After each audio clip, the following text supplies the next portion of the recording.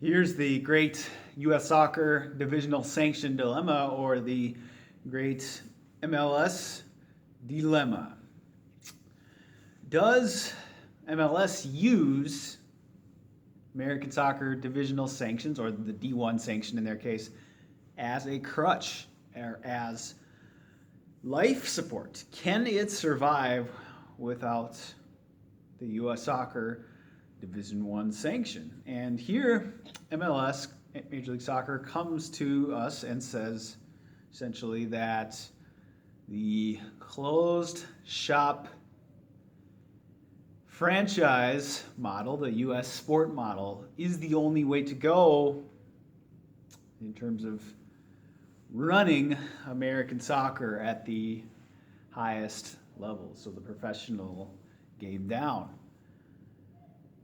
But yet, they're in an interesting predicament, because as people start to call for promotion relegation, an open system where divisional sanctions are reserved for open leagues like the rest of the world, where open leagues unite together in container tiers and independent clubs move up and down them each and every year through promotion relegation. As calls for that increase in American soccer, MLS is kind of put between a rock and a hard place, because on one hand, they fly the flag of the U.S. sports model, like NFL, Major League Baseball, or NBA, this closed shop franchise model, which doesn't use divisional sanctions that are attached to a global governing body like FIFA. And they don't, these U.S. sports leagues don't participate in regional or international competition. And so, quite literally, sanctions are the pipeline into these global competitions. So we need them so that we can determine who the best clubs are in a particular nation, and then compete and have a competition in each region, and then determine the club World Cup champion beyond that. And then divisional sanctions also, in the eyes of the global soccer community, hold legitimacy, because they actually mean something in the rest of the world. And so when someone looks at Division One here in America, well, you would have to assume that, well, if you're Division One, then you must be the best, right? But here in America, we've just given Division One to one single company or club, MLS, and they haven't really earned it. So there's no way to really tell if these are the best players or coaches or clubs or management teams that we have in American soccer. So MLS is insisting upon this U.S. sports model, and therefore they shouldn't need a Division One sanction. Major League Baseball, NBA, NFL don't need a D1 sanction, so MLS shouldn't need one either. So if we come to this promotion relegation question, there is a pretty easy compromise. MLS goes its own way, operates outside of the promotion relegation USA Soccer pyramid without a divisional sanction, and then we give the divisional sanctions to container leagues that do want to participate in the open system with promotion relegation. No problem. If MLS does want to participate, hey, they can be our D1 league in the open system. So either way, we're good. It's just up to MLS to decide which way it wants to go. But what's interesting is that MLS seems very hesitant to give up that Division One sanction. Again, I mentioned it has legitimacy in the international soccer community just on the surface from a PR side of things. In a closed system, if you have D1, you have the power to loot and pillage the lower divisions for its teams and players, of course, because you're D1. You have that legitimacy label. The D1 sanction, quite literally in soccer, it represents the top echelon of an industry or an ecosystem itself. It's like if a D1 sanction was used in the mobile phone industry, for example, and Apple was given the D1 sanction. Well, that would hamstring all competition below it. So the D1 sanction is huge. But then here on the other side of things, MLS is claiming that, the U.S. sports model is the way to go, and yet they don't use D1 sanctions. They don't need D1 sanctions because they're isolated, American-centric sports. So you don't need to connect to the international soccer community in these, or the U.S. soccer needs to connect with the international soccer community, whereas these U.S. sports don't really need to connect with a global governing body or a global soccer community or competition.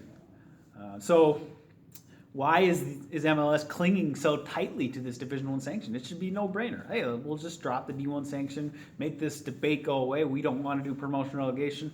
We'll operate without a sanction. But they're clinging to it because I think they are using it as a crutch. They need it in order to survive. If you set up a scenario where we had a split Division I sanction, let's say you give half of the Division I sanction to MLS, it could go off on its own, not do promotion relegation, and you give half of the D1 sanction to, let's say, another league which wants to participate in the open promotion relegation system as the open system Division I.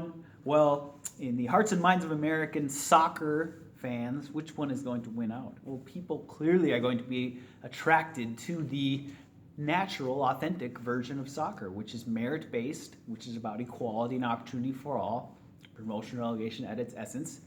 And the closed side of the U.S. soccer pyramid, the one off on its own island, is going to quickly fade out of the picture because it just can't compete with the real thing. If you pit real soccer against fake soccer, well, which one's going to win? Obviously, the real version of soccer. And Americans are displaying that right now in our love for the global soccer game, with our TV ratings and our attendance for foreign club friendlies here in America. Well, we pretty much ignore, over 90% of us ignore MLS. We know it exists, but we could care less because it's not real soccer at the end of the day. So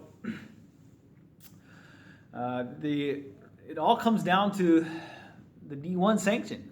Can MLS survive without it? And if they can't survive without it, that really says something about the MLS closed shop model that it loves to trumpet. This model isn't working because it's so great in itself. It's working because it has a monopoly on the Division I sanction. It can control who comes in and out of the Division I sanction, essentially squat on it, and then what happens then is you have this artificial scarcity deal happen where, because it's not open to thousands and thousands of U.S. soccer clubs by on-field play and merit, people have to beg to get in, people have to extort their communities for public funding for stadiums in order to try to be accepted. It's not just about having $200 million